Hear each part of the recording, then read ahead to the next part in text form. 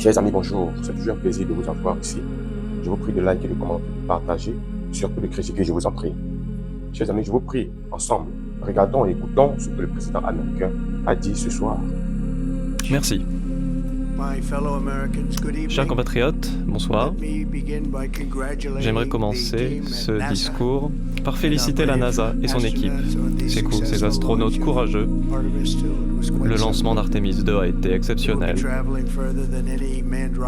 Jamais aucune fusée n'aura traversé autant de kilomètres au-delà de notre Terre en faisant le tour de la Lune avant de retourner sur Terre. C'est formidable. Leur mission vient de commencer. Que Dieu les bénisse. Que Dieu les bénisse, donc, ces 4 astronautes fantastiques.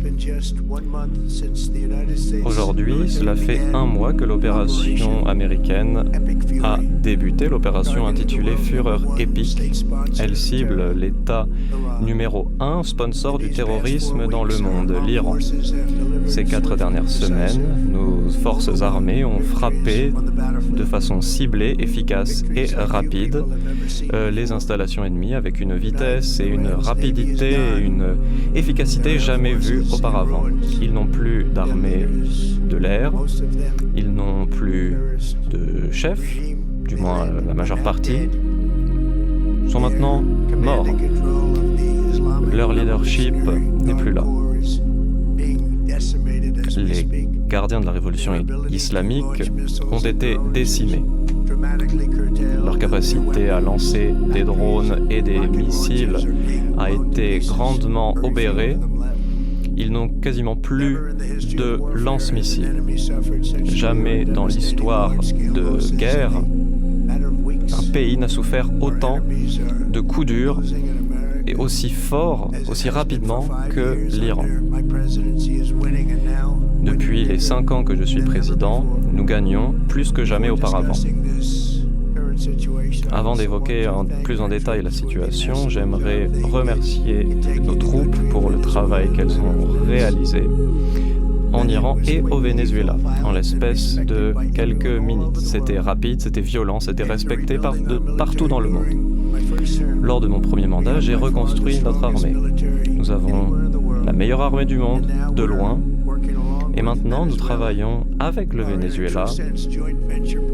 C'est un partenariat à 2 que nous avons avec le Venezuela qui fonctionne très bien, qui nous permet de produire plus de pétrole et de gaz. Ce sont des réserves extrêmement importantes qu'il y a au Venezuela, les deuxièmes les plus importantes derrière les États-Unis.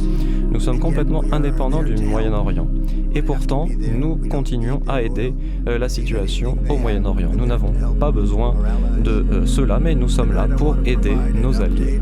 Aujourd'hui, donc, j'aimerais vous donner un point d'étape sur les progrès formidables que nous avons réalisés en Iran et pourquoi l'opération Fureur épique a été nécessaire pour la sécurité des États-Unis et du monde libre.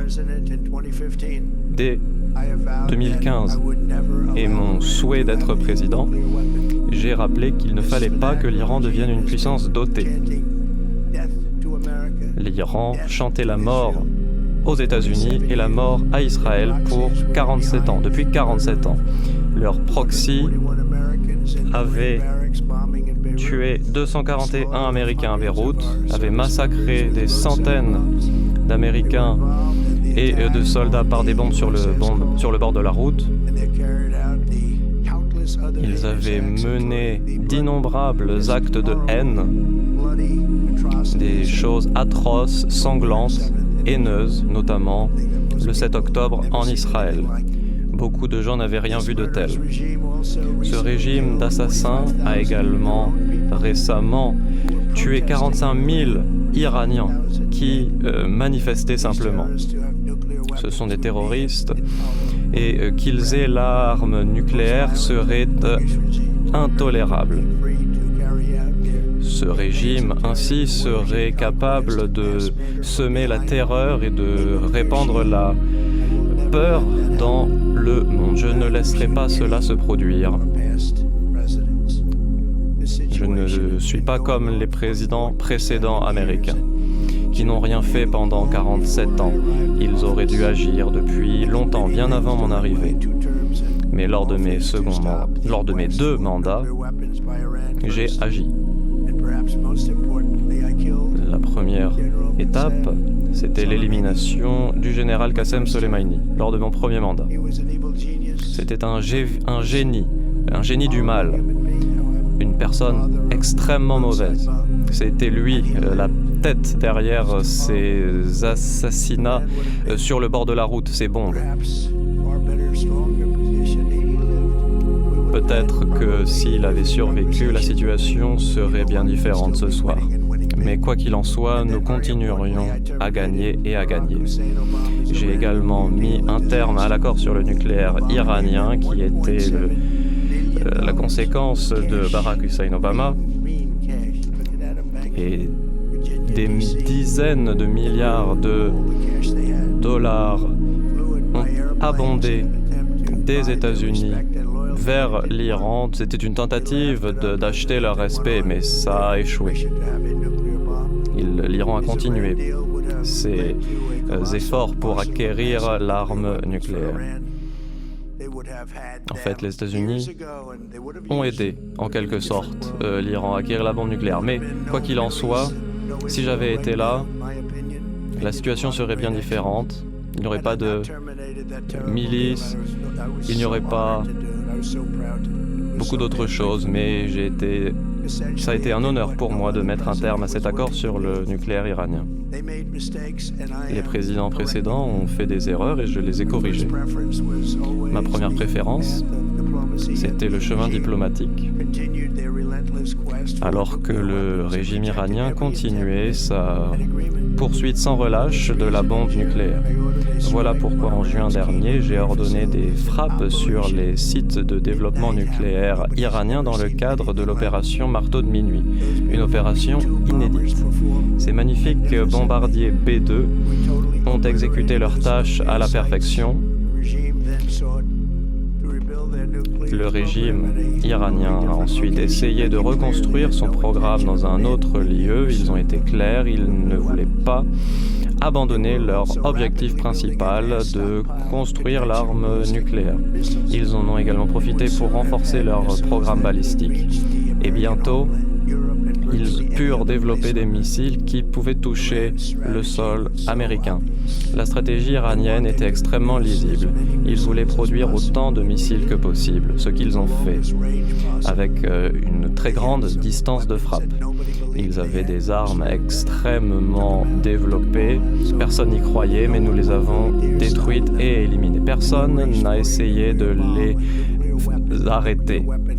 Mais l'Iran aurait pu acquérir une bombe nucléaire comme jamais auparavant, d'une ampleur inégalée.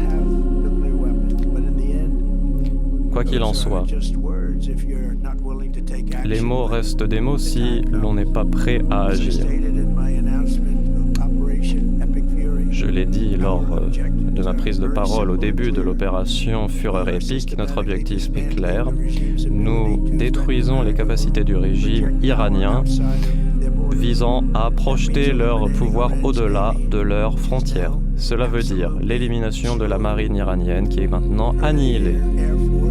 Annihiler leur programme balistique, annihiler leur armée de l'air, annihiler leur base industrielle de défense.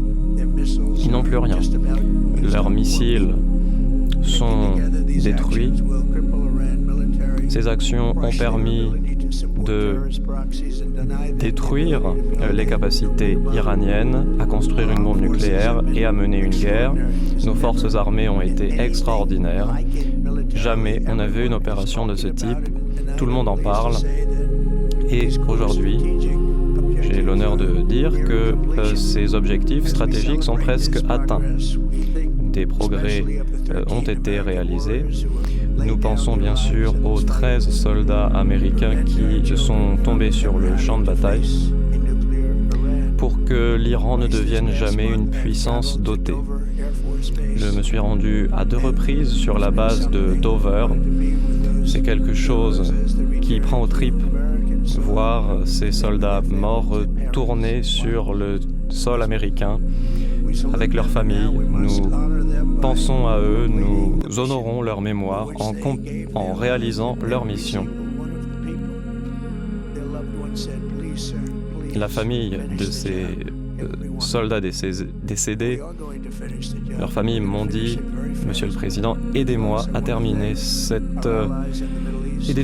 mission. Et c'est ce que nous allons faire au Moyen-Orient, Israël, l'Arabie Saoudite, les Émirats Arabes Unis, le Koweït, le Bahreïn ont été des acteurs de premier rang et nous ne tolérerons pas qu'ils soient blessés, sous quelque forme que ce soit. Les Américains s'inquiètent vis-à-vis de la flambée des prix de l'essence aux États-Unis. Cette augmentation à court terme est la conséquence directe des activités iraniennes et cela touche des pays qui n'ont rien à voir dans le conflit.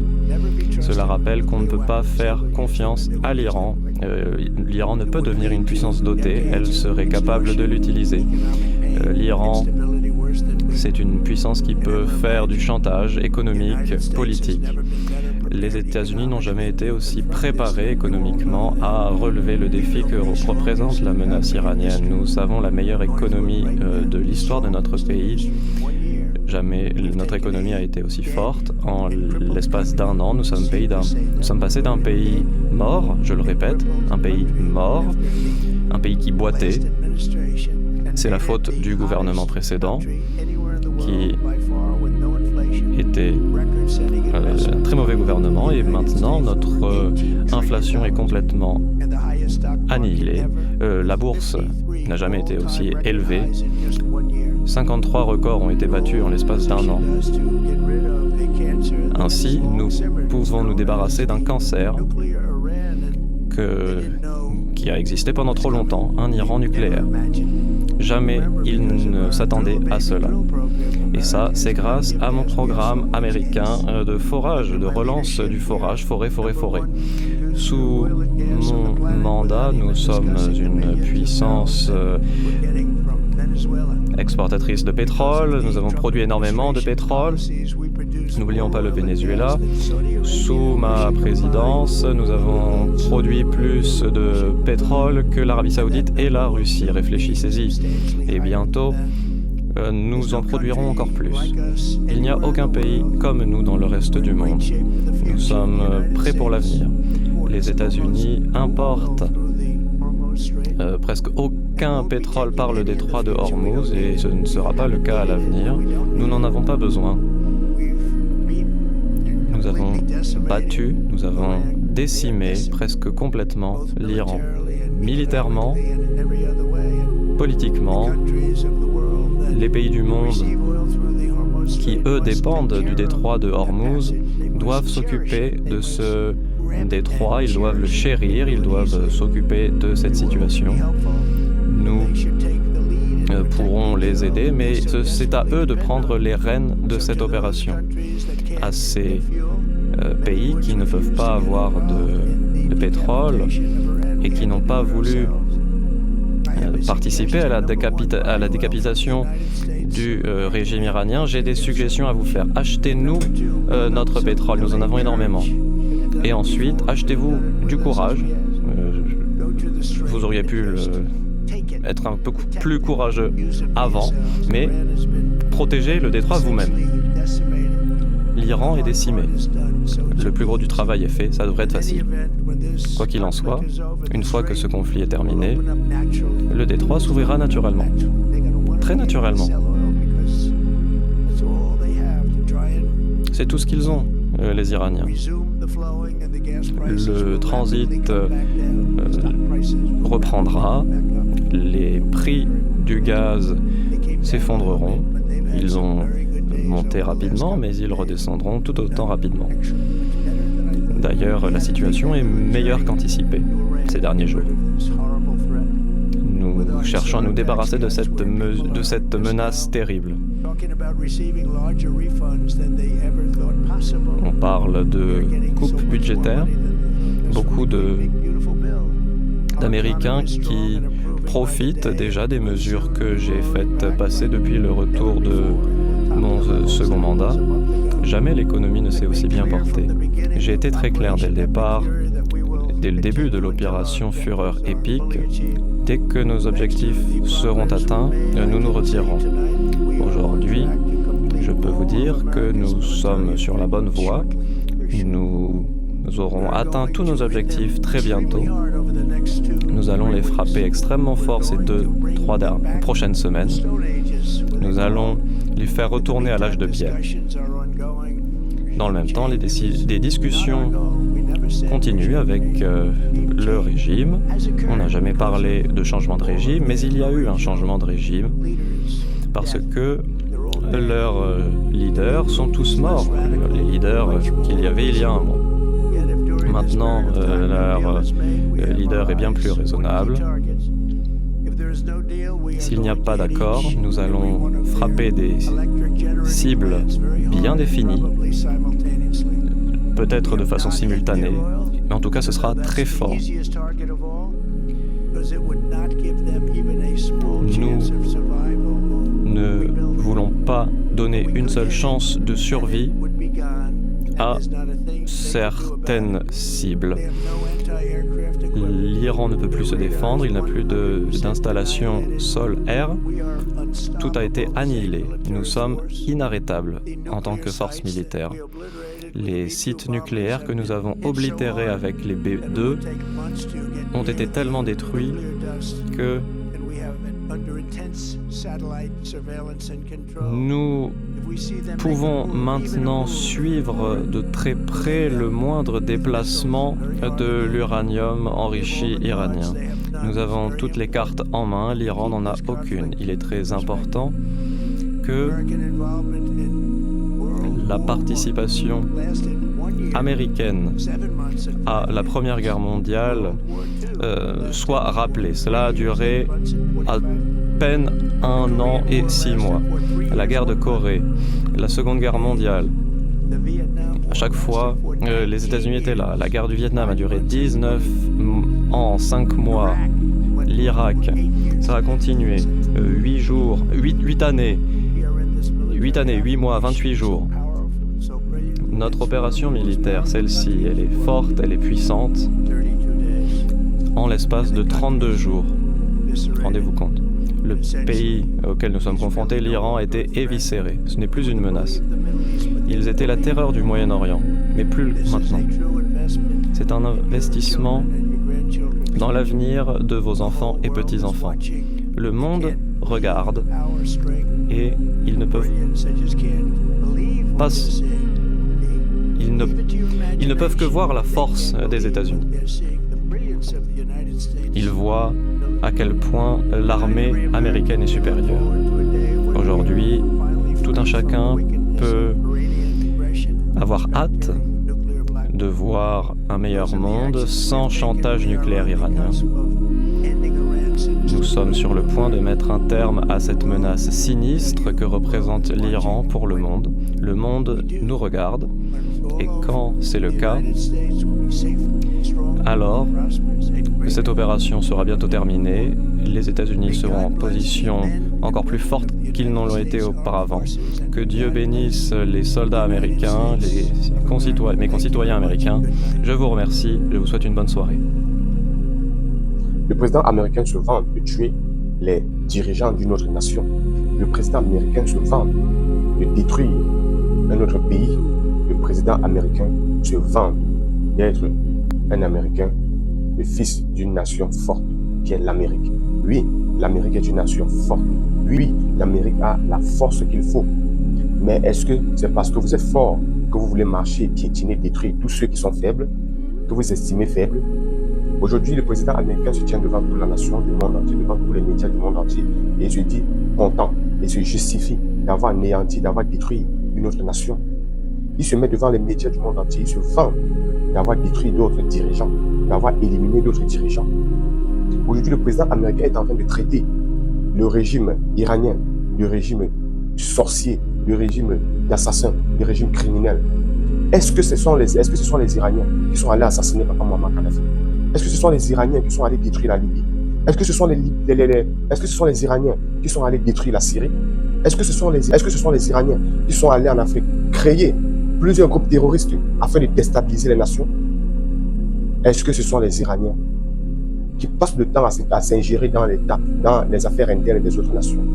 Est-ce que ce sont les Iraniens qui passent le temps à menacer d'autres nations qui refusent de céder leur terre, leur matière minière? Est-ce que l'Iran est cette nation-là qui impose sa langue dans d'autres nations, dans d'autres pays? Est-ce que l'Iran est cette nation-là qui a passé le temps et qui passe le temps et qui est en train de coloniser d'autres nations encore en 2006? Est-ce que l'Iran est cette nation-là qui a organisé les coups d'État, les assassinats des dirigeants dans plusieurs États du monde entier? Non, les amis, ce n'est pas l'Iran. C'est bel et bien les États-Unis d'Amérique, c'est bel et bien l'Occident impérialiste tout entier. Aujourd'hui, ils se placent devant les médias et ils se vendent. Ils se vendent d'être le plus fort, ils se vendent d'être le plus courageux de tous les autres, de tous ses prédécesseurs. Entre dirigeants, c'est le respect. Il n'y a pas de grand État, il n'y a pas de petit État. Un État reste un État. Il faut respecter la souveraineté d'un autre État. Il faut respecter les lois et les règles d'un autre État. Aujourd'hui, il suffit simplement que tu t'opposes aux États-Unis d'Amérique. Tu deviens l'ennemi des États-Unis d'Amérique. Il suffit seulement aujourd'hui que votre dirigeant ne soit pas d'accord, ne d'accorise pas ce que disent les Occidentaux, les Américains plus précisément, pour que votre nation soit en guerre contre les États-Unis d'Amérique. Aujourd'hui, si votre dirigeant, votre nation ne marche pas, ne suivent pas la ligne dictée par les Américains et l'Occident impérialiste, c'est que là, vous êtes des Américains. Si aujourd'hui, votre dirigeant, votre nation refuse d'avaler un mensonge et de dire la vérité, alors il est considéré comme l'ennemi de l'Occident impérialiste. Monsieur le dirigeant, monsieur le président, vous, dirigeant des États-Unis d'Amérique, c'est vous le problème dans ce monde. L'Amérique est le problème de ce monde. Oui, à force de vouloir contrôler tout, à force de vouloir dicter tout le monde, à force de vouloir imposer vos règles à tout le monde, cela ne marche pas, cela ne marche plus. À l'époque, on marchait selon vos désirs, à l'époque, on marchait selon vos règles, parce que nous avions peur, parce qu'on avait peur de mourir. Mais aujourd'hui, nous avons compris que la peur ne nous mènera à rien.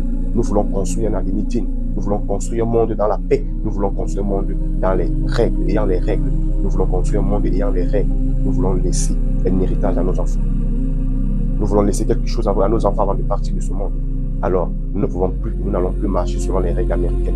Nous n'allons plus marcher selon les règles que l'Occident impérialiste passe le temps à dicter. Nous n'allons plus marcher comme cela. Vous voulez fixer les règles, vous voulez que nous marchions selon les règles, alors rassemblons-nous tous autour d'une table et discutons, fixons les règles qui vont nous permettre de marcher ensemble. Le droit international doit être repensé aujourd'hui, le droit international doit être revu. Nous devrions encore rééditer le droit international afin de mieux l'écrire, afin de courir. Le droit international aujourd'hui est violé par celui qui se croit puissant, par celui-là qui croit qu'il est le plus fort. Est-ce que nous sommes dans une jungle où chacun va décider de prendre ce qu'il veut juste parce qu'il est détenteur d'une arme nucléaire? Non. Les États-Unis d'Amérique, vous devriez comprendre que l'heure de la peur est terminée et que vous aussi, vous devriez marcher selon les règles. Vous devriez respecter l'être humain, vous devriez respecter la dignité des autres, comme votre dignité également est respectée.